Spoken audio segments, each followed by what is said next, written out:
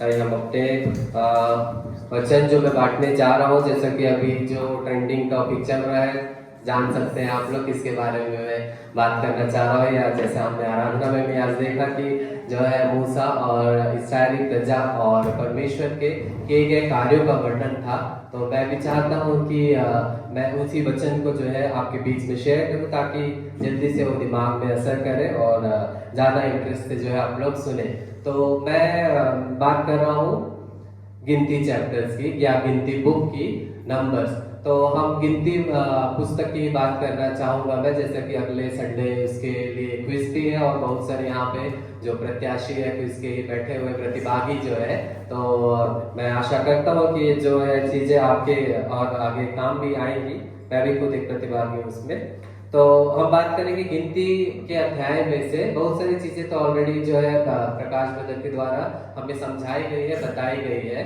और मैं इसमें कुछ कुछ कैरेक्टर्स को ऐसे मैं लेना चाहूंगा जिसके बारे में स्पेशली जो है मुख्य रूप से मैं बात करना चाहूंगा। उससे हमारे जीवन में जो है हमें क्या सीख मिलती है वो मैं बताऊंगा, मैं जो है शेयर करना चाहता हूँ। तो हम सबसे पहले गिनती की पुस्तक में से निकालेंगे और उसका जो है वर्णन में पूरे तो हम वचन नहीं पढ़ पाएंगे, क्योंकि जैसा समय जो है या 1 घंटे का ही समय होता है।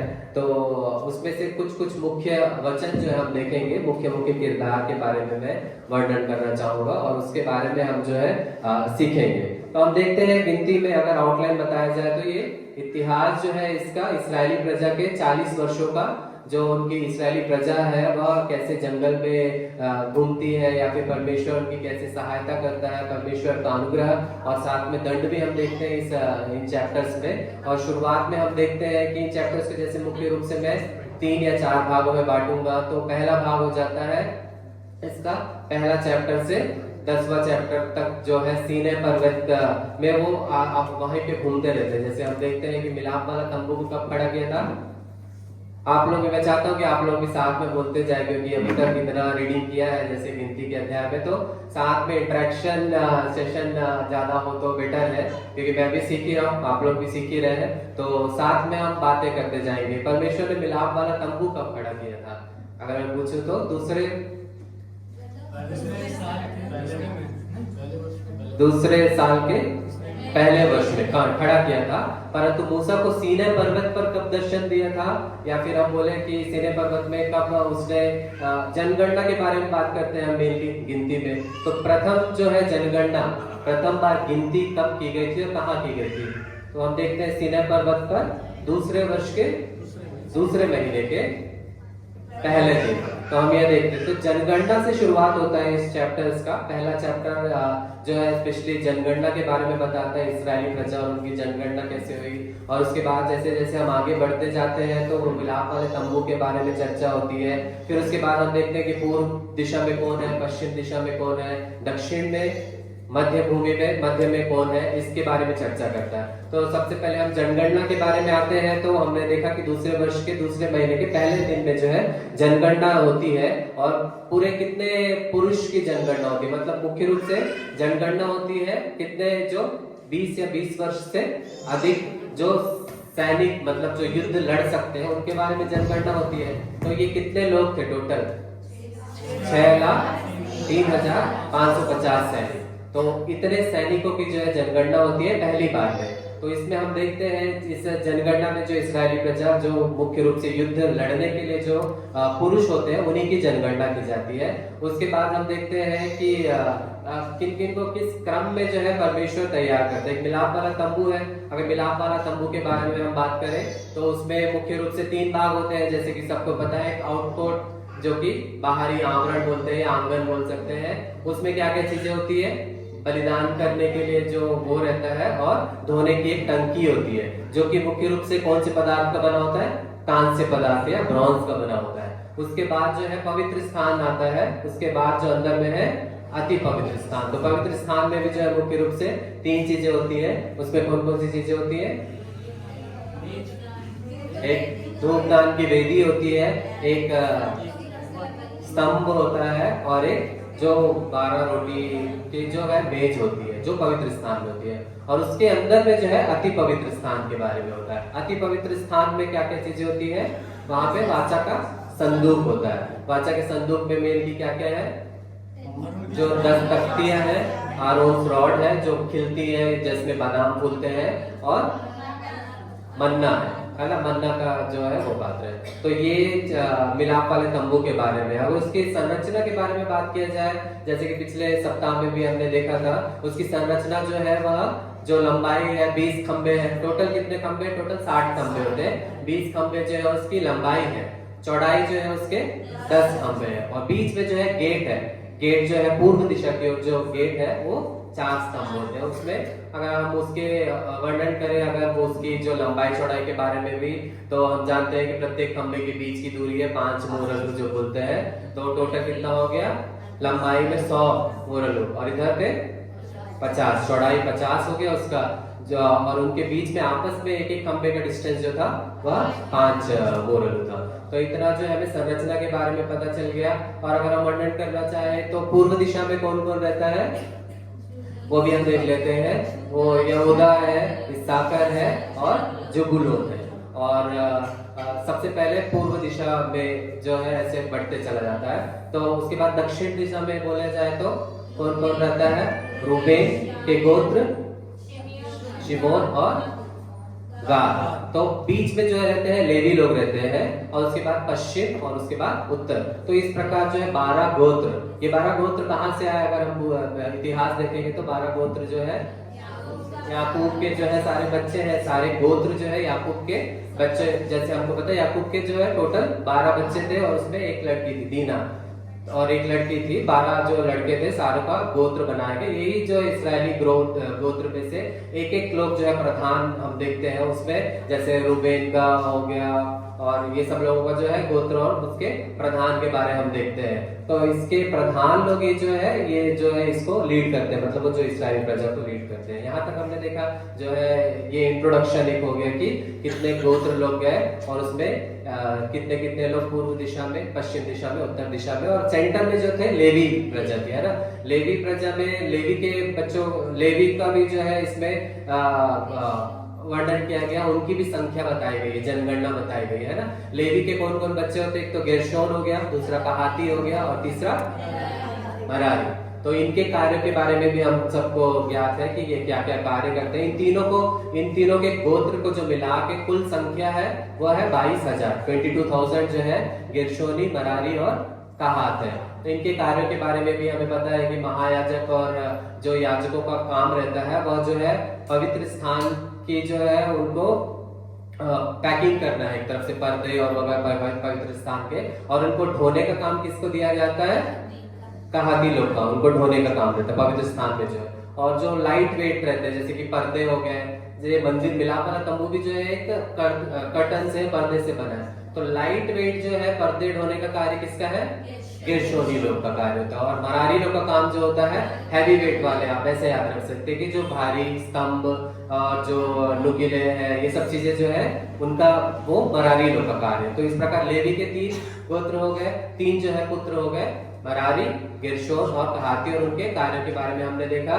इनका अलग अलग भी दिया हुआ है संख्या, किसी का 8,600 है, दूसरे का 7,500 है। वो 8,600 थोड़ा कॉन्ट्रोवर्शियल है, 8,300 दिया हुआ है, मतलब प्रिंटिंग का कुछ प्रॉब्लम है उसमें। तो और एक इन तीनों का जो टोटल है, टोटल आप याद करेंगे तो कितने हो गए लेवी के पुत्र, ये आप लोग के 20,000 हो गए। लेकिन हम जब इस्राएल की प्रजा देखते हैं, उनके पहलौटे, है ना, पहला पुत्र बोलते हैं इस्राएल के पहलौटे, वो उनकी संख्या कितनी है, 22,273, 22,273। तो ये जो अंतर आ रहा है 22,000 आपका लेवियों के गोत्र की संख्या हो गई, और इनके गोत्र की संख्या कितनी हुई, 22,273। तो इनका जो अंतर है वो 273। उसमें जैसे बाइबल में लिखा हुआ है कि उनको प्रति पुरुष 5 शेकेल जो है इस्राएली प्रजा जो है लेवियों को देंगे। तो टोटल 1365 जो है शेकेल जो है उनको चुकाना पड़ता है इस्राएल, जो अधिक संख्या जो आ गया। तो यहाँ तक हमने संख्या की बात की। गिनती में है तो मेनली इतने सारे नंबर्स की और, क्योंकि चैप्टर का नाम ही नंबर्स है और गिनती है, तो हम इसी के बारे में ज्यादा बात करेंगे। अब हम देखते हैं कि आगे बढ़ते हैं, तो हम देखते हैं गिनती अध्याय में कि इसमें जो है शिविर की पवित्रता और नियम के बारे में बात किया गया है। शुद्ध अशुद्ध वस्तुएं क्या है, शिविर में मतलब छावनी जो रहती है उसमें किस तरीके से शुद्ध रहना है या अशुद्ध हो जाए तो उसमें क्या क्या करना है, उसके बारे में चर्चा करती है। उसके बाद हम देखते हैं आराधना और नेतृत्व की तैयारी के बारे में दिया रहता है। पहला फसा, दूसरा फसा, ये सब के बारे में। दूसरा फसा जो है सीनै पर्वत पर होता है। पहला फसा कहाँ पर होता है? मिस्र देश में। दूसरा फसा जो है सीनै पर्वत। तो दूसरे फसा के पर्व के बारे में। और आखिरी फसा के बारे में मैं बात करूं तो यीशु मसीह जो आखिरी फसा है। तो ये शुरुआत के प्रथम 10 अध्याय के बारे में मोटा मोटा जो है वर्णन है कि कहां से ये चालू हुआ। सीनै पर्वत पर जब सीनै पर्वत से जब बादल हटा तब उनकी जो है वहां से वो चालू होता है, उनका जो है वो वहां से कूच करते हैं इस्राएली प्रजा, वहां से जो है उनका जर्नी स्टार्ट होता है। तो जर्नी जब स्टार्ट होता है तब हम वचन देखते हैं उसमें कि दूसरे वर्ष के दूसरे महीने के 20वें दिन इसमें जो है जर्नी अब स्टार्ट हो जाती है। तो पहले दिन में हमने क्या देखा पहला अध्याय में कि वहां पर वो वहां से बात करता है, मूसा से मिलते हैं परमेश्वर। और 20वें दिन जो है तब 20 दिन तक, शुरुआत के 20 दिन के बारे में है पहला अध्याय से 10वां अध्याय तक, कि ये 20 दिन जो है वो लोग सीनै पर्वत में ही वहां घूमते रहते हैं। अब सीनै पर्वत से जो प्रस्थान का समय आ गया है, अब जो है ये 20वें दिन में स्टार्ट होता है। तो यहाँ तक हम सबको क्लियर है कि किस किस तरीके से संरचना हुई और कुछ शुद्धि के नियम के बारे में, उसके बारे में हम विस्तार से नहीं जा पाएंगे। उसके बाद जो है सेकंड जो है मेन भाग इनका किसके किसके बारे में है, अगर हम देखें तो 11वां से लेकर 20 अध्याय तक मैं बांटा हूँ मोस्टली। 11 से 20 अध्याय के बीच में है सीनै पर्वत के जंगल से जो है प्रस्थान के बारे में पूरा, और किस तरीके से जो इस्राएली प्रजा जो है परमेश्वर पर कुड़कुड़ाती है या गुड़गुड़ाती है, किस तरीके से वो मन्ना मांगती है, मांस मछली का मांगते हैं। फिर हम देखते हैं यहाँ पर अंतिम अध्याय तक, हम 20 अध्याय तक आते आते हम देखते हैं कि मूसा और हारून भी जो है किस रीति से उस पाप में पड़ जाते हैं और किस रीति से जो है उनको भी दंड मिलता है, या वह प्रतिज्ञा स्थान में परमेश्वर जो प्रतिज्ञा का स्थान है जो कनान देश में है उसमें उनका प्रवेश होने से रोकता है। इसके बारे में हम चर्चा करेंगे।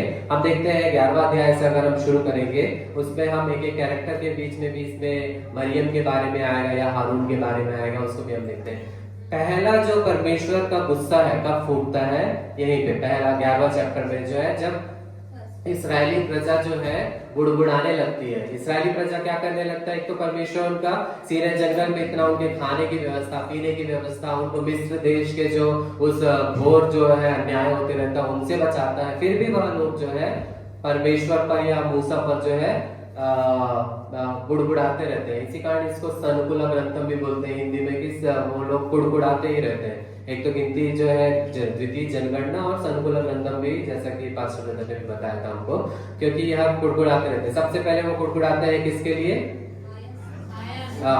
तेलुगु में लिखा हुआ है सब, यहाँ वो थक जाते हैं, यहाँ पर ही हम घूमते रहेंगे, वह हमेशा गुड़गुड़ाते रहते हैं कि इससे भला होता कि हम तो मिस्र देश में ही रहते या वहीं पे चले जाते। इसके बारे में देखते हैं हम। तो इस्राएली प्रजा जो गुड़गुड़ाने लगती है उसके बारे में हम यहाँ पर देखते हैं कि परमेश्वर का क्रोध जो है उन पर पहली बार यहाँ पर भड़कता है। और हम देखते हैं कि परमेश्वर जो है उनको एक तरफ से आग से जो है वो करता है, शिक्षा देता है। यहाँ पर जो है परमेश्वर का प्रकोप देखते हैं और उनको दंड की आज्ञा पहली बार देता है। उस आग का नाम क्या है, तबेरा, हिंदी में तबेरा दिया हुआ है। उस आग का नाम जो है तबेरा है, अर्थात परमेश्वर का क्रोध उन पर भड़कना और आग से जो है उनको खत्म करना, भस्म करना। लेकिन यहाँ पर हम देखते हैं मूसा का कैरेक्टर के बारे में मैं मुख्य रूप से बात करना चाहूंगा। मूसा जो है प्रत्येक बार जब भी इस्राएली प्रजा, उसके ऊपर भी वो चिढ़ते हैं, उसके ऊपर भी कुड़कुड़ाते हैं, लेकिन मूसा जो है इतना नम्र और विश्वास योग्य था परमेश्वर के प्रति कि वह कितनी बातों को सुनने के बावजूद, ऐसा तो नहीं था कि मूसा को लीड करने के लिए कुछ स्पेशल या कुछ अलग चीज मिलती हो खाने के लिए, पीने के लिए, ऐसा कुछ स्पेशल चीज उसके लिए नहीं था। फिर भी जो है वह इस्राएली प्रजा के संग कभी भी वह परमेश्वर का क्रोध जो है बहुत बार भड़कता है और वह सोचता है कि एक आग से ही इन सबको एक साथ में भस्म कर दो। लेकिन मूसा जो है प्रत्येक बार हम वहां देखते हैं वचनों में कि वह हर बार जो है मुंह के बल गिर जाता है और परमेश्वर से प्रार्थना करता है कि परमेश्वर को याद दिलाता है हुआ कि आपने ये जो वाचा बांधी थी कि हमको यहाँ से जंगल से निकालेंगे, तो हर बार उनके लिए प्रार्थना करता है। तो मूसा के कैरेक्टर के बारे में थोड़ा हम बात कर लेते हैं। और यहाँ पर हम देखते हैं कि ना उससे पहले हम हारून और मरियम के बारे में देखते हैं कि मूसा जो था नम्र और विश्वास योग्य था, जहां तक हम जानते हैं। और जब वह एक कुशी स्त्री से जो है विवाह कर लेता है, यह बात जो है हारून और मरियम को नहीं भाती है।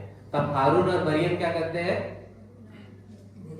उनके ऊपर विरोध करने लग जाते हैं कि ये ही क्यों लीड कर रहा है, हम भी तो कर सकते हैं ना। हारून और मरियम मूसा के भाई बहन ही थे, है ना। हारून और मरियम जो है मूसा के भाई बहन थे। मूसा के पिता का नाम क्या है, अमराम, है ना। अमराम के पिता का नाम कहात, कहात के पिता का नाम, कहात कहां से आया, ये तो याकूब मतलब उनके लेवी से आया था। तो कहात उसका बेटा अमराम, अमराम के पुत्र जो थे मूसा, मरियम और हारून। तो हारून और मरियम जो है चिढ़ने लगते हैं मुख्य रूप से। यहाँ पर हम देखते हैं एक बार मरियम के किरदार के बारे में हम देखते हैं। मरियम के बारे में सब जानते हैं, पहली प्रवक्तिन थी और फर्स्ट सॉन्ग भी जो है परमेश्वर का मतलब सबसे पहला जो गीत है उसने गाया था। उस वचन को हम निकाल लेते हैं, मुख्य मुख्य वचन की हम बातें करेंगे। अभी 1 घंटे का समय है,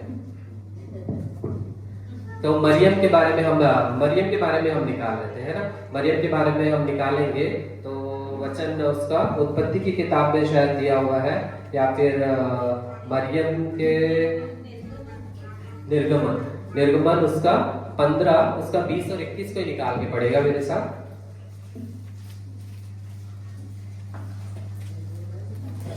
तब हारून की बहन मरियम नबिया के हाथ में डफ लिया और सब स्त्रियां डफ लिए नाचती हुई उसके पीछे हो ली। और मरियम उनके साथ या टेक गाती गई, यहोवा का गीत गाओ क्योंकि वह महाप्रतापी ठहरा है, घोड़ों समेत सवारों को उसने समुद्र में फेंक दिया है। जगह हमने यहाँ पर मरियम जो थी प्रवक्तिन थी और गाना गाने वाली थी। पहला गीत जो है उसके द्वारा गाया गया था।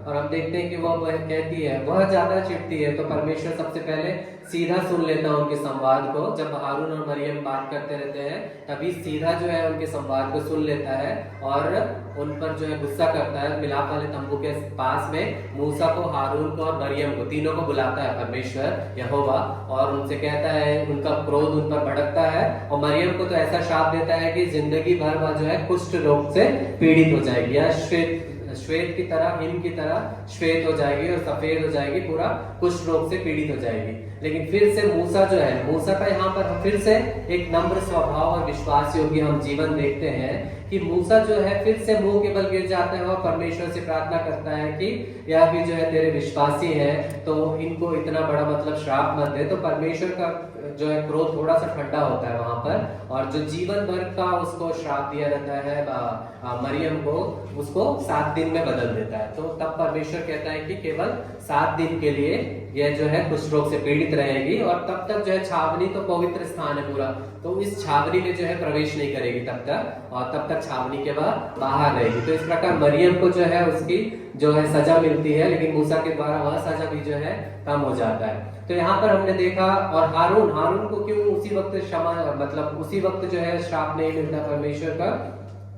वचनों में हम देखते हैं कि हारून जो है मूसा से कहने लगता है, तुरंत वो हमने पाप किया, वह एक अंगीकार करने लगता है कि हाँ हमने, हे प्रभु, मूसा को प्रभु करके वह संबोधित करता वहां पर, हे प्रभु हमने जो है पाप किया है, तो हम जो है वो तुरंत से प्रायश्चित हो जाता है। इसी कारण वहां पे तुरंत उसको नहीं मिलता है सजा, लेकिन आगे के अध्याय में हम देखेंगे कि उसको भी जो है परमेश्वर आगे कनान देश में किस तरीके से प्रवेश नहीं करने देता है। हम 20वें अध्याय में मूसा और हारून के पाप के बारे में भी चर्चा करेंगे। तो इस्राएल के बारे में हमने देखा यहाँ पर कैसे वह कुड़कुड़ाने और गुड़गुड़ाने लगते हैं। पहले तबेरा से परमेश्वर ने आग से उनको वो किया, उसके बाद वह जो मन्ना की शिकायत करने लगते हैं, मन्ना ही हमेशा खाने को मिलता है, और उसके अलावा उनको मांस मछली नहीं मिल रहा, उनको खरबूजे, उनको खीरे, उनको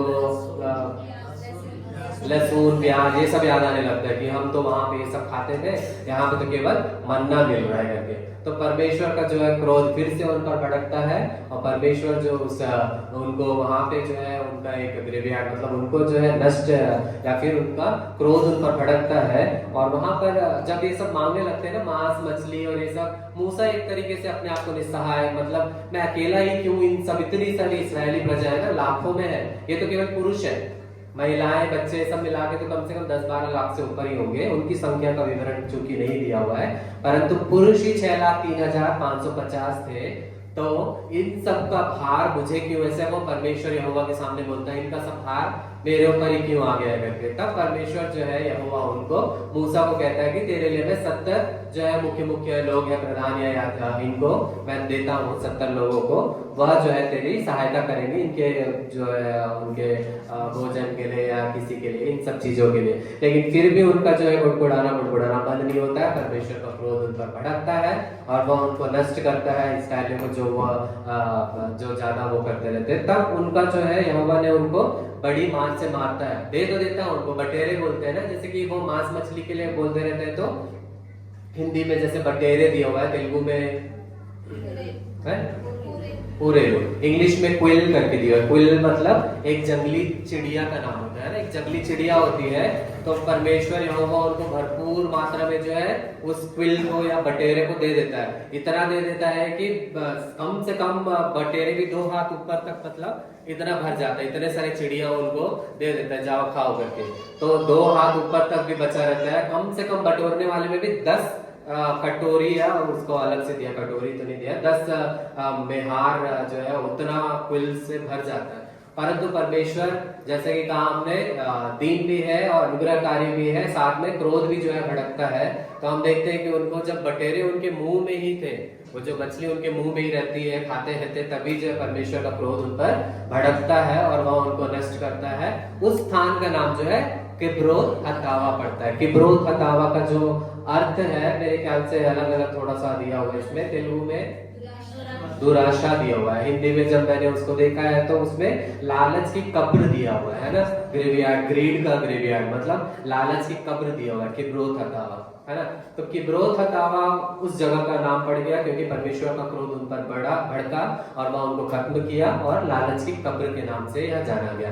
अब किब्रोत हतावा से जो इसराइली कूच करके हसेरोत करके एक जगह है, हसेरोत जगह पर जाते हैं। यहाँ तक क्लियर है सबको क्या क्या हो रहा है, किस चीज का वर्णन किया गया है। अब इसके बाद जो है मरियम हारून के बारे में हमने वर्णन कर लिया है कि मूसा और मरियम को जो है किस रीति से उसका वो किया गया। मूसा के बारे में थोड़ा सा मैं कैरेक्टर के बारे में बता देता हूँ क्योंकि वो मुख्य किरदार है इस उसका। तो मूसा के बारे में हम देखेंगे कि मूसा जो है, परमेश्वर जो है, बाकी सब नबी लोग थे जो इससे पहले भी नबी लोग आए होंगे, मूसा से नबी लोग से परमेश्वर स्वप्न के द्वारा या फिर स्वर्गदूत के द्वारा ऐसे बातें किया करता था, लेकिन मूसा से जो है वो आमने सामने बात किया करता था। इसके बारे में बाइबल में दिया हुआ है, तो हम देखेंगे उन वचनों को। मूसा की श्रेष्ठता हम देखते हैं गिनती 12 का 3 को जल्दी से निकाल के पढ़े। मूसा पृथ्वी भर के रहने वाले सब मनुष्यों से बहुत अधिक नम्र स्वभाव का था। तो यहाँ पे दिया है केवल इस्राएली प्रजा में नहीं परंतु पूरे पृथ्वी में दिया हुआ है ना, पूरे पृथ्वी में जो है सबसे नम्र स्वभाव का, मतलब कितना ही नम्र था, कितना विश्वास योग्य था। इब्रानियों 3 का 2 भी हम निकालेंगे। इब्रानियों 3 का 2 में भी कहता है मूसा कितना ही विश्वास योग्य था। उसके बाद कोई निर्गमन 33 का 11 भी निकाल लें। वह अपने नियुक्त करने वाले के लिए विश्वास योग्य था, जैसे मूसा भी परमेश्वर के सारे घर में था। निर्गमन 33 का 11 भी साथ में पढ़ लेंगे हम कि मूसा जो है से जो है प्रभु यहोवा एकदम आमने सामने बात किया करता था, कोई उसको मतलब इनडायरेक्टली बल्कि डायरेक्टली बातें किया करता था। ये भी हम चीजें वहां पर देखेंगे। और व्यवस्था विवरण 34 का 10 भी कोई निकाल ले, इसी बातों को जो है हम देखते हैं वहां पर भी। और यहोवा मूसा से इस प्रकार आमने सामने बातें करता था जिस प्रकार कोई अपने भाई से बातें करे। और मूसा तो छावनी में लौट आता था, पर यहोशू नाम का एक जवान जो नून का पुत्र और मूसा का सेवक था, वह तंबू में से ना निकलता था। तो हमने देखा यहाँ पर मूसा से जो है कैसे वहां आमने सामने अपने जैसे भाई बहन से हम बातें करते हैं सामने सामने, वैसे बातें किया करता था। और मूसे के विनम्र स्वभाव को और विश्वास योग्य स्वभाव को हम यहाँ पर देखते हैं। और यहाँ से जो है इसराइली कूच करके अब ये हसेरोत करके जगह था, हसेरोत से अब जो है पारान जंगल में जाते हैं वो लोग, है ना, पारान जंगल में जाते हैं। और वहां पर हम देखेंगे किस तरीके से जो है गुप्तचर जो होते हैं ना, गुप्तचर लोगों को यहोवा वहां से मतलब चुनता है कि उस जगह में कनान देश में जाकर वहां पर स्पाई जो लोग हैं उनको भेजता है यहोवा। तो ये स्पाई जो लोग हैं ये लोग भी 12 गोत्र में से सारे एक एक लोगों को चुनता है और एक एक लोग जो है उस कनान देश में जाते हैं, है ना। ये 12 लोग में से, तो 12 लोग में से हम देखते हैं जब वह वापस आते हैं, कितने दिन वहां पर रहते हैं? टोटल 40 दिन वहां पर रहते हैं वो। और वहां पर जो है मूसा कहता है कि वहां पे जो भी अच्छी मिलेगी चीजें वहां से उठाकर लेकर आना। तो वो एशकोल नाम की जगह जो रहता है वहां से दाख की बारी, अर्थात एशकोल मतलब दाख के गुच्छे वहां से लेकर आते हैं और दाख के गुच्छे जो यहाँ से लेकर आए। लेकिन यहाँ पर होता क्या है कि वह जो 12 गुप्तचर गए रहते हैं, स्पाई लोग गए रहते हैं, उसमें से 2 गुप्तचर जो है जिनका नाम कालेब और यहोशू है, यही जो 2 गुप्तचर थे परमेश्वर ने जिसको पुरानी पीढ़ी में से इन्हीं 2 को जो है उस कनान देश में, जो प्रतिज्ञा का देश था, उसमें जाने के लिए देता है। बाकी सब लोग को जो है जंगल में वहां फिर के अपने विचार में या फिर अपने ही उसमें फंस जाते हैं या उनकी मृत्यु हो जाती है। इवन आगे के चैप्टर्स में हम देखते हैं कि मूसा और हारून भी जो है नहीं देख पाते हैं। तो ये 2 जो गुप्तचर रहते हैं, 10 गुप्तचर जो रहते हैं वो लोग वहां पर यहाँ पर इस्राएली प्रजा को आके डरा देते हैं कि वहां पर तो भाई एक से खतरनाक लोग हैं, नप्ताली वंशी जो है अनाकवंशी, नप्ताली अनाकवंशी वहां पर रहते हैं, या फिर वहां पे तो ऐसे ऐसे बड़े लोग हैं कि उनके सामने तो हम जो है टिड्डी के समान है, ऐसा कहते हैं वो 10 गोत्र के जो प्रधान रहते हैं। बट ये 2 जो गोत्र के प्रधान रहते हैं, जिसमें कि यहूदा गोत्र का युपुन्ने का पुत्र, यहूदा गोत्र के युपुन्नो का पुत्र कालेब था, इफ्राइम गोत्र के नूह का पुत्र होशे था, होशे का नाम जिसको बाद में मूसा ने यहोशू कर दिया था। तो इनके पुत्र की भी चर्चा है। तो ये जो 2 लोग हैं, ये लोग बोलते हैं कि ये लोग जो है अच्छी बातें बताते हैं कि नहीं, जैसा परमेश्वर ने यहोवा ने कहा था, जैसा मूसा ने कहा था, वह उस देश के समान है जहां पर दूध और मधु की धाराएं बहती है। उन्होंने ये नहीं डराया है कि वहां पे तो ऐसे खतरनाक लोग हैं और ये सब। तो 10 जो है 2 लोग डराते हैं, तो इस्राएली प्रजा डर जाते हैं कि फिर से वो गुड़गुड़ाने लगते हैं कि भाई ऐसे वाले देश में परमेश्वर हमें क्यों भेजना चाहता है जहां पर हमें तो ये लोग कच्चा चबा जाएंगे, हमें तो खत्म कर देंगे। तो ये 2 जो लोग हैं वह लोग जो है उनको सांत्वना देते हैं, लेकिन फिर भी जो है वो कुड़कुड़ाने और वो करने लग जाते हैं। इसके बारे में लोगों को कुड़कुड़ाना फिर से जो है वहां पर हम देखते हैं अध्याय 14 में, गिनती अध्याय 14 निकाल लेते हैं हम, उसमें थोड़े से वचन हम देखेंगे कि परमेश्वर का क्रोध जो है उन पर कैसे भड़कता है। उसका 14 का 22 और 23 कोई पढ़े। उन सब लोगों ने जिन्होंने मेरी महिमा मिस्र देश में और जंगल में देखी और मेरे किए हुए आश्चर्य कर्मों को देखने पर भी 10 बार मेरी परीक्षा की और मेरी बातें नहीं मानी। इसलिए जिस देश के विषय में मैंने उनके पूर्वजों से शपथ खाई उसको वे कभी देखने ना पाएंगे, अर्थात जितनों ने मेरा अपमान किया है उनमें से कोई भी उसे देखने ना पाएंगे। तो ये जो वचन है बहुत ही महत्वपूर्ण मानता हूं मैं, यहाँ पर 14 का शायद 22 और 23, जिसमें परमेश्वर का क्रोध जो है सबसे ज्यादा उन पर भड़कता है।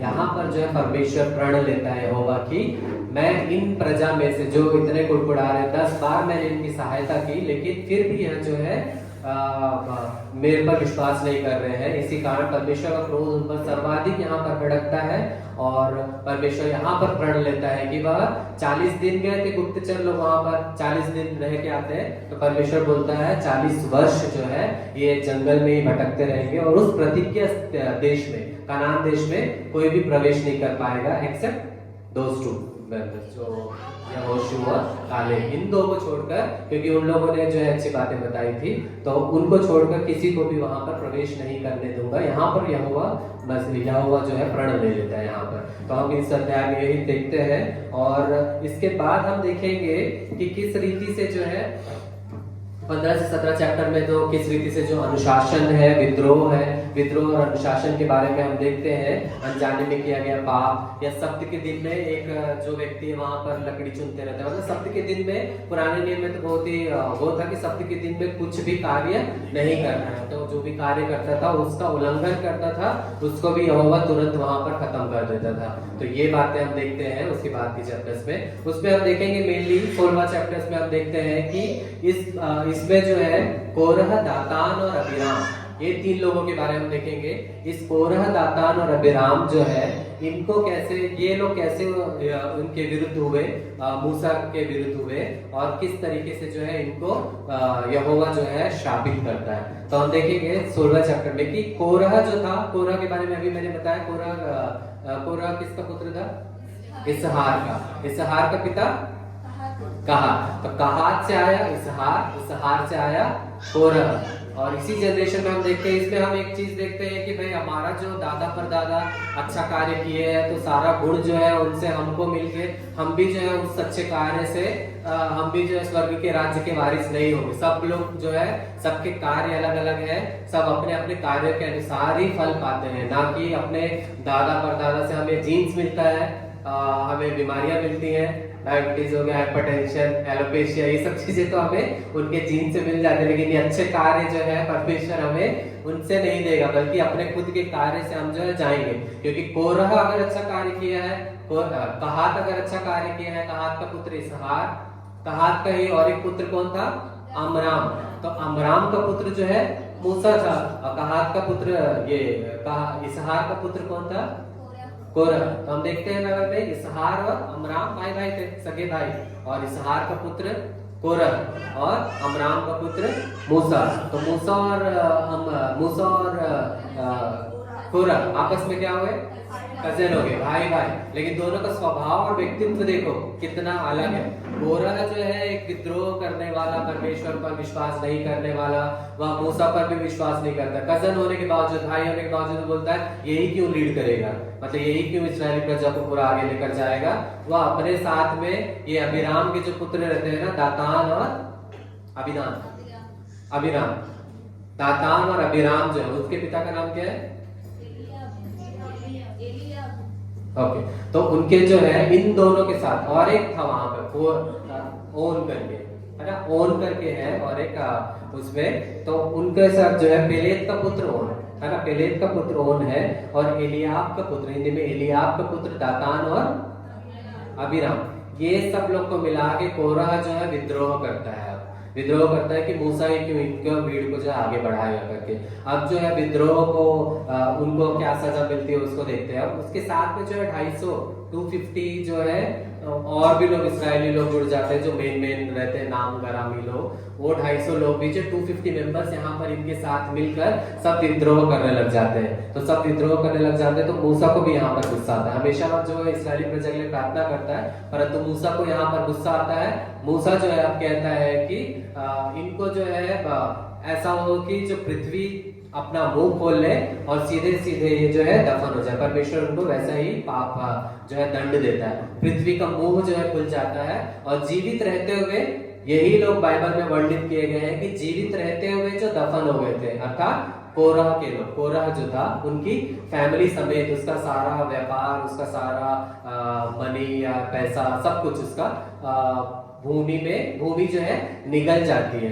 परमेश्वर ये 250 लोगों को भी है आग से जो है खत्म कर देता है। तो दूसरे दिन क्या होता है, फिर से जो इस्राएली प्रजा रहती है वो फिर से मूसा से गुस्सा करने लगते हैं कि तूने तो परमेश्वर से अपने लोगों को ही मरवा दिया है, तू कैसा लीडर है, मतलब अपने लोगों को ही कैसा खत्म कर दिया है करके। तो फिर परमेश्वर का जो है फिर से जो है क्रोध भड़कता है। पहले तो उसने 250 लोग को आगे उसे खत्म कर दिया, कोरह के जो फैमिली को है पृथ्वी सीधा निगल ली। उसके बाद यह जो लोग रहते हैं फिर से जो गुस्सा करते रहते हैं मूसा से कि तूने अपने लोगों को ही मरवा दिया, 250 लोग हमारे लोगों को, कोरह को हमारे लोगों को ही मरवा दिया। तो जो है परमेश्वर वहां पर मरी फैला देता है। मरी को क्या लिखा हुआ है तेलुगु में? तेगुलु। मरी जो है फैलने लगती है वहां पर, और इस मरी से जो है मरने वालों की संख्या है 14,700 लोग जो है मरी से मर जाते हैं। तो यहाँ पर जो है 250 को छोड़कर, 250 के अलावा 14,700 जो है मरी से मर जाते हैं। तो यहाँ पर हम सीखने के लिए वही मिलता है कि एक ही परिवार के एक ही भाई लोग भी, एक जो है अच्छे कार्य नेक कार्य कर रहा है, एक जो है खराब कार्य कर रहा है, तो परमेश्वर जो है दंड उनके कार्यों के हिसाब से देगा, परंतु उनके पूर्वजों के कार्य के हिसाब से नहीं देगा। तो यहाँ पर जो है कोरह, दातान और अबीराम के बारे में यही है, जो विद्रोह किए थे उनका जो है वहां पर खात्मा हो जाता है। और उसके आगे जो है, उसके बाद जो है मरी से 14,700 बढ़े।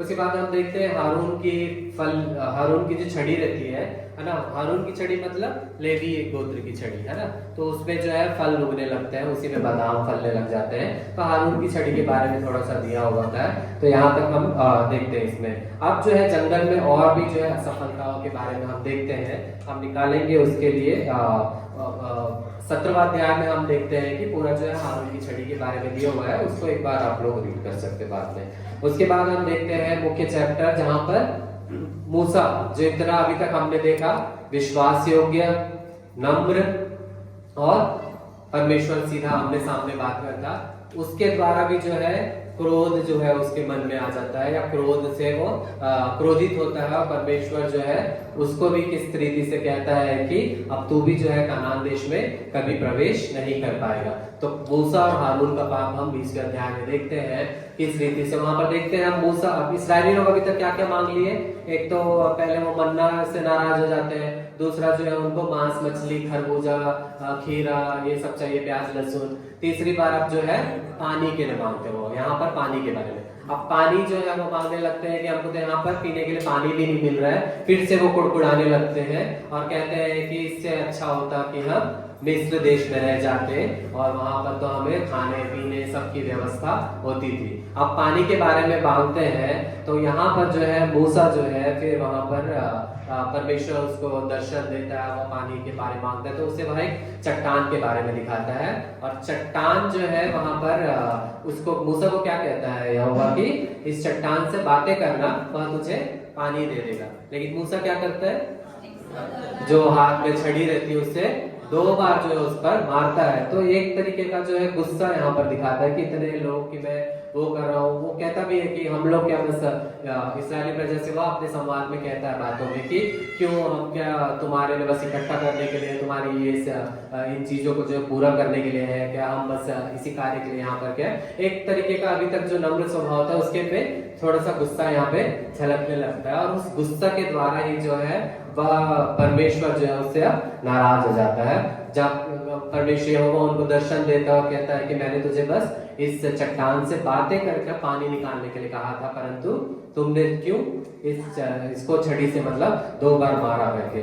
तो यहाँ पर जो है उस बात को हम देखते हैं कि किस रीति से जो है उस चट्टान से इस 2 बार मारता है। उसको हम नए नियम में एक बार देख लेते हैं, इसको वर्ष को हम देख लेते हैं एक बार कि 20वां अध्याय का 10, 11, 12 कोई 7 में पढ़ ले।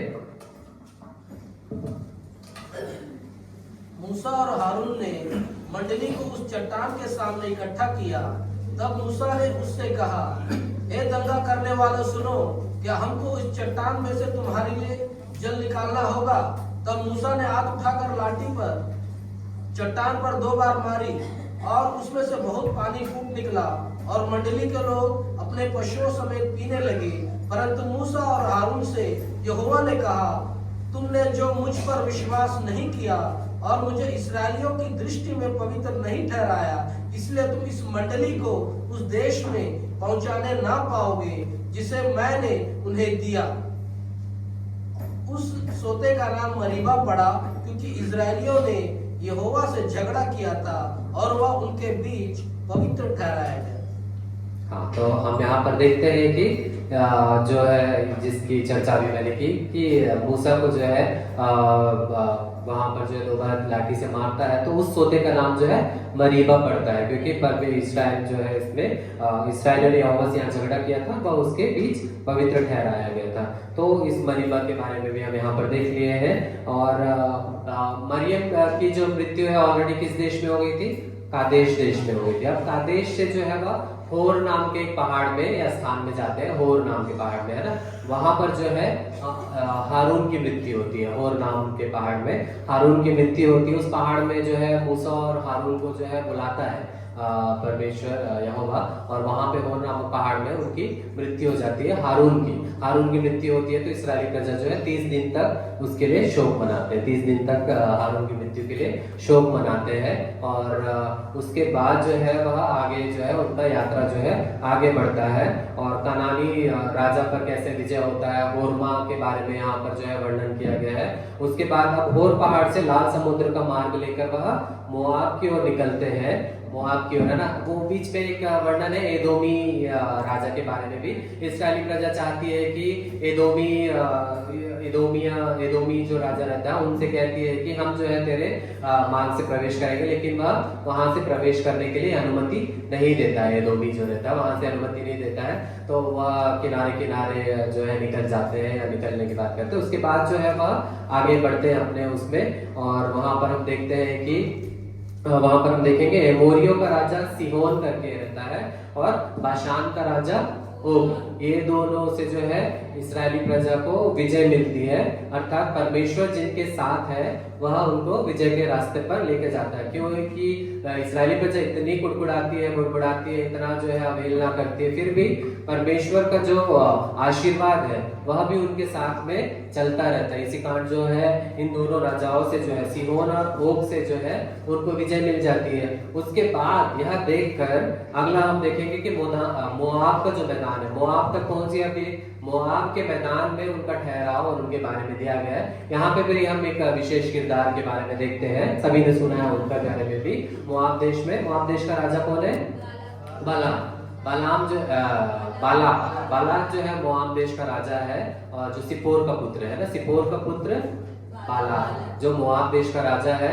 मोआब देश का राजा जो बालाक था वह ऑलरेडी इन्होंने इस्राएली प्रजा के बारे में जानता है कि इन्होंने कैसे युद्ध किया, किन पर विजय पाई, एमोरी और बाशान के राजा अर्थात सिहोन और ओग से जो विजय की कहानी सुना रहता है, तो वह देखकर डर जाता है। बालाक देखकर डर जाता है, और बालाक देखकर डर के वहां पे क्या बोलता है वह, मोआब देश के तट के किनारे में ना बिलोम करके एक भविष्यवाणी करने वाला या आशीष वचन देने वाला एक व्यक्ति रहता है, जो कि बोर का पुत्र था। बोर का पुत्र बिलाम के पास अपने मोआबी याजकों को, मोआबी हाकिमों को भेजता है वह, कि भेजकर वह डर के मारे कि उनकी वीर गाथा को सुन के वह, परमेश्वर जैसे उनके साथ था तो इसराइलियों ने विजय गाथा उनको सुन के वह डर जाता है। डर के वह बिलाम के पास अपने हाकिमों को भेजता है। हाकिमों को भेजता है तो हाकिम लोग वहां पर जाके क्या करते हैं, बिलाम से कहते हैं कि मतलब ये कहलवा भेजता है कि तू आकर इस्राएली प्रजा को शाप दे,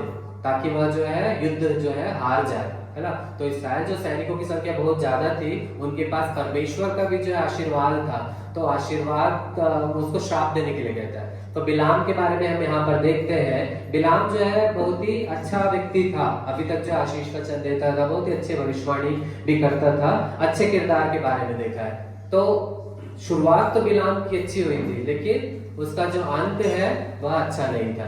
तो बाइबल में बहुत सारे ऐसे किरदार भी हैं जो जिनकी शुरुआत तो अच्छी हुई है बट अंत जो है अच्छा नहीं। उसमें से एक हो गया अपने इस गिनती के बुक में से बिलाम। और भी बहुत लोग हैं ना, शाऊल का हो गया, समसोन के बारे में हम देखते हैं कि शुरुआत तो इन्होंने अच्छी की, लेकिन आगे कहीं ना कहीं जाकर ये भटक जाते हैं, अपने उसमें से विश्वास से खो जाते हैं। तो बिलाम के बारे में हम देखें कि बिलाम किस रीति से भटक जाता है। जब वो वहां पर जाते हैं और बोलता है, तो वह बोलता है कि मैं जो है यहोवा से बात करूंगा आज रात को, देखते हैं वह क्या बोलता है, उसके हिसाब से मैं तुमको आंसर दूंगा, कहता है। बिलाम जो है उस हाकिमों से, जो मोआबी हाकिम रहते हैं, जो बालाक द्वारा भेजा गया रहता है। तो बिलाम क्या करता है कि मैं यहोवा से बात करूंगा करके, तो यहोवा से वह बात करता है, तो यहोवा कहता है कि तू इनके साथ मत जा, और मतलब वो तो मेरी प्रजा है, इसराइल को मेरे आशीर्वाद दिया हुआ प्रजा है, उसके पास तो मत जा, क्योंकि वो आशीर्वादित है ऑलरेडी, तो उनके पास मत जाने हो गया था। फिर से वह भेजता है, ऐसे करके 2-3 बार होता है, तो वह भेजता है। फिर लास्ट में जो होता है, ठीक है तुझे जाना है तो जा। यहोवा बिलाम से कहता है कि तुझे जाना है तो जा, लेकिन मैं जो कहूंगा वही करना है, मतलब आशीर्वाद देने के लिए कहता है ना, तो मैं जो कहूंगा वही करना है। तो यहाँ तक तो सब ठीक रहता है। गिनती के पुस्तक में बिलाम के बारे में ऐसा विरोध में ऐसा तो दिखा नहीं है, लेकिन मुझे नए नियम में जो है कुछ बातें हैं या कुछ वर्स है जिसमें थोड़ा सा बिलाम के बारे में दिखता है कि वह कैसे लालच में फंस जाता है। बिलाम बालाक राजा जो है वो यह भी कहता है कि मैं तुझे चांदी के सिक्कों से भर दूंगा तेरा घर, फिर भी वो जो है उस सब में नहीं पड़ता है, यहाँ तक के चैप्टर में जहाँ पे है। परंतु हम नए नियम में निकालेंगे, उसका हम देखेंगे कि नए नियम में हम देखते हैं कुछ वर्ष हम निकालेंगे, जैसे प्रकाशित वाक्य वगैरह में भी